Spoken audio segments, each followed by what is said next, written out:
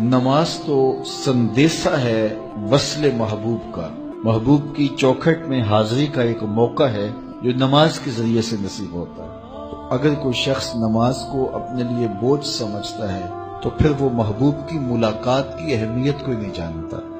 نماز کے لیے جب اذان پکاری جائے تو بندے کو خوشی، فرحت اور مسرت ہونی چاہیے کہ میں اب رب کے حضور حاضر ہوں گا، نہ یہ کہ وہ گھڑی پہ نظر ڈال کے کہے کہ ابھی تو آئے ہیں پھر دوبارہ اذان شروع ہو گئی، تو پھر اس کو شوق نہیں ہے مالک کے حضور حاضر ہونے کا۔ حضور علیہ الصلوۃ والسلام تو جب حضرت بلال حبشی کو نماز کے لیے اذان کا کہتے تو یہ ارشاد کرتے، ارحنا یا بلال، بلال اٹھو اور ہمارے دل کو راحت پہنچا دو۔ ارحنا یا بلال، بلال ہمارے قلب کو، ہمارے دل کو راحت پہنچا دو۔ تو یہ حضور کے قلب کی راحت، تسکین اور قرار کا سبب ہے۔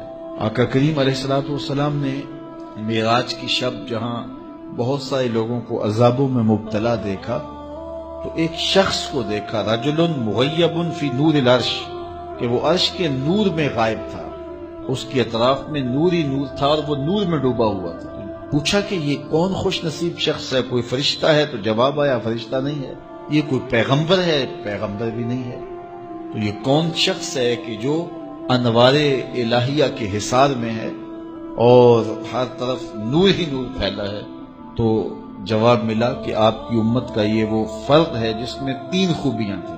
پہلی خوبی تو یہ کہ اس کی زبان اللہ کے ذکر سے تر رہتی تھی، اور دوسری خوبی اس میں یہ تھی وَقَلْبُهُ مُعَلَّقٌ بِالْمَسَاجِدِ، اور اس کا دل مسجدوں کے ساتھ لٹکا ہوا تھا، مسجدوں کے ساتھ دل بستگی تھی سے۔ فرمایا کچھ لوگ ہوتے ہیں وہ مسجدوں کی میخیں ہوتی ہیں، جس طرح وہ کیل لکڑی میں ٹھک جاتا ہے تو یہ بھی مسجدوں میں ٹھکے رہتے ہیں، جب بھی ڈھونڈو گے مسجد سے ملیں گے۔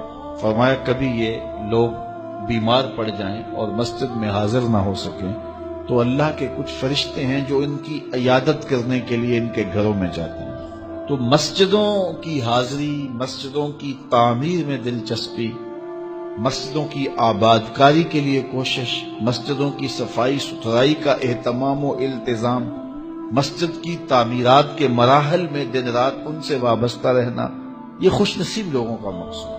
فرمایا کہ اللہ کے گھر وہی تعمیر کرتے ہیں جو اللہ اور پچھلے دن پر ایمان لاتے۔ تو مسجدوں کی تعمیر یقیناً اللہ جل شانہ کی خاص رضا نصیب کرتی ہے۔ ایک روایت میں آتا ہے جس نے تتر کے گھونسلے کے برابر مسجد کی تعمیر کی، فرمایا اللہ جنت میں اس کا محل بنا رہا ہے، اللہ اس کا محل تعمیر کرے گا، اس کو محل عطا کرے گا۔ تو یہ تعمیر مسجد یہ خوش نصیب لوگوں کا مقصود ہے۔ تو مسجدوں کی آبادی اور مسجدوں میں وابستہ رہنا اور دل بستہ ہونا مساجد کے ساتھ، یہ خوش نصیب لوگوں کا مقصود ہے۔ تو بدبخت لوگوں کو یہ سعادت نصیب نہیں ہوتی۔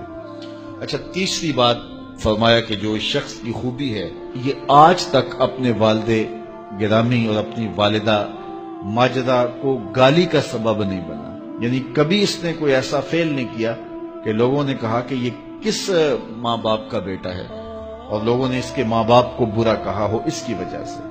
تو یہ 3 خوبیاں اس شخص کے اندر پائی جاتی ہیں، اور آج یہ اللہ کے عرش کے نور کے سائے میں اپنے آپ کو کھڑا ہوا پا رہا ہے۔